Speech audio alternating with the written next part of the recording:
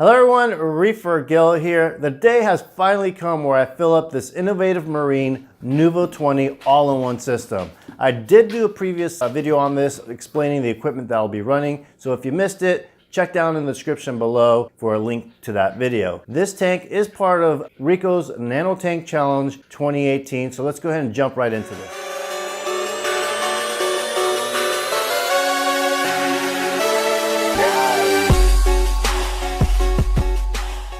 The rock I'm going to be using to aquascape is this artificial real reef rock with some pieces of reef saver rock. In total, I'd guess I have about 12 pounds of rock. I've been holding on to this rock for several months, and since the rock is dry and man-made for the most part, I didn't need to do a cycle on it. I did have a vision on what I wanted, but I didn't have a plan, if that makes sense. I basically started my aquascape inside the aquarium and added on to whatever started coming to life. I spent about an hour on the scape, building it up, tearing it down, and then rebuilding it again. I started the scape with no sand, but I found that the rocks would easily slide across the top of the bottom of the glass with any amount of pressure that I placed on them. A couple of times I had a rock tumble off the top of the structure and land directly onto the bottom of the glass. My preference is definitely sand first, rock second. This will be the last time I do a scape with rocks first. I know the reason some prefer rocks first because they feel that having rocks making direct contact with the glass is more secure. Their argument is if the sand is moved by a cleanup crew member or shifts on its own, then it can cause the entire structure to fall. If your bottom rocks are wiggled into the sand and make direct contact with the bottom of the glass, then I think you'll be fine. We're talking about a 2-inch sand bed or less. Additionally, it's important to properly secure your rocks using glue or epoxy. If your rock should tumble weeks or months later, then the likely reason would have been a poorly secured rock structure and not because a few grains of sand shifted underneath your rockwork or because a goby created a tunnel. Another method used with aquascaping is to use egg crate underneath the base rock, complete the aquascape, and then add sand. There are different ways to tackle scaping your tank. I'm not here to tell you how to scape your system, as there are various options out there. My opinion, the sand helps sturdy your rocks as you're working on the aquascape. The rocks won't slide around the top of the glass as you're stacking the rock, and if one were to tumble off the top, then you'd have a layer of sand to cushion the falling rock. As I said in a previous video where I was doing an aquascape on the 100-gallon system, there's no right or wrong way to tackle this.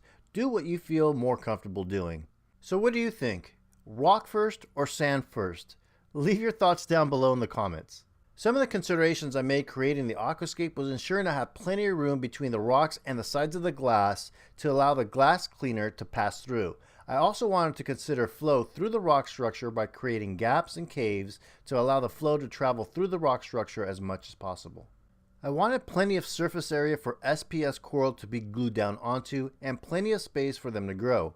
Having negative space for the fish to swim through comfortably while having negative space between the rocks for fish to sleep at night. Lastly, I want to minimize the footprint of the bottom rocks in the sand as much as possible.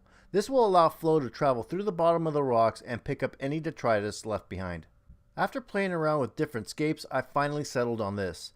Now it was time to secure the rocks with some epoxy. As I did with the 100-gallon system, I used this Reef Welder epoxy. This is one of the best products I've used to hold rock structures together. This particular product has purple and white epoxy balls. I poured in some of the contents out into a small glass bowl and filled it up with boiling water. Let it sit for 2 minutes, then removed a chunk with a spoon to prevent burning my fingers. Knead the epoxy together until it becomes purple. Apply it in spots where your rocks are making contact to secure them together. I really tried to hide as much of this behind the rock structure, but the task was nearly impossible. With new tanks, the purple epoxy is an eyesore since there is no coralline to hide it. After about a year or so, you shouldn't see any evidence of the epoxy. Next up was the sand. I used a 20-pound bag of this Carib Sea Fiji Pink sand. I tried to pour the sand in evenly throughout the aquarium. I poured the entire bag inside, then I used my hand to spread the sand evenly throughout the tank to include those void space areas within the rockwork. After I had spread out the sand as best as I could, I walked downstairs and started filling up 4 5-gallon buckets of newly mixed salt water. I did consider using 20 gallons of salt water from the 100-gallon system, but the 100-gallon system is very new and I didn't see much benefit doing this. The cycle on the nano tank was going to happen no matter what. I filled up 4 jugs of water using my saltwater mixing station. I did do a video on how I put this saltwater mixing station together. A link to that will be down below in the description. So I took the 4 5-gallon jugs upstairs and started getting my nano tank wet for the very first time. After pouring only 10 gallons of water, I thought to myself, wow, the tank is almost full already. I had it in my head that since this was a 20-gallon tank, I would need 20 gallons of water. Well, after pouring the third bucket of water, or for those of you who are mathematically challenged, 15 gallons of water, the nano tank was full. I didn't account for the water displacement from the rock and the sand, so I ended up with 1 5-gallon jug of water that I didn't need.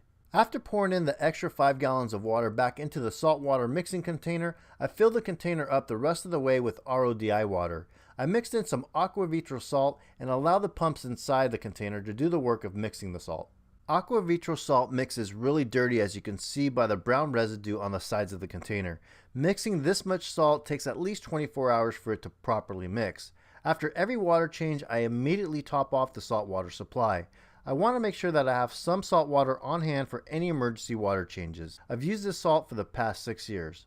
I have the pumps inside the saltwater container on from 6 a.m. to 5 p.m.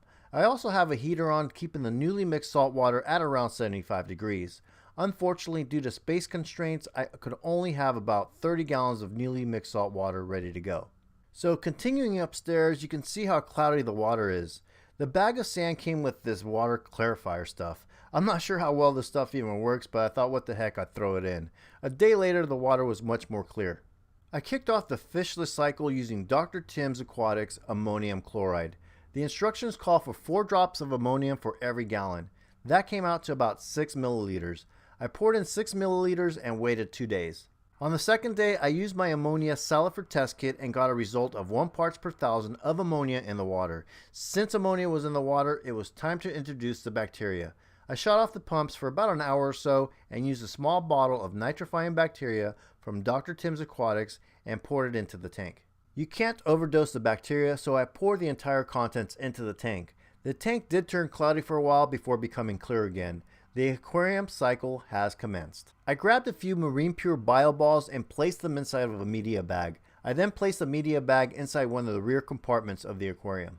The bio balls are porous and can house a healthy population of beneficial bacteria. The bio balls, along with the dry rock, will be more than sufficient surface area for the bacteria to thrive in. So now I wait for the cycle to finish before adding my first fish. I'll have a fish wish list coming out soon, that's a mouthful, but in the meantime, I'd like to hear from you guys. What fish would you like to see in this system? I'm thinking 5 fish max, to include obviously a pair of clownfish.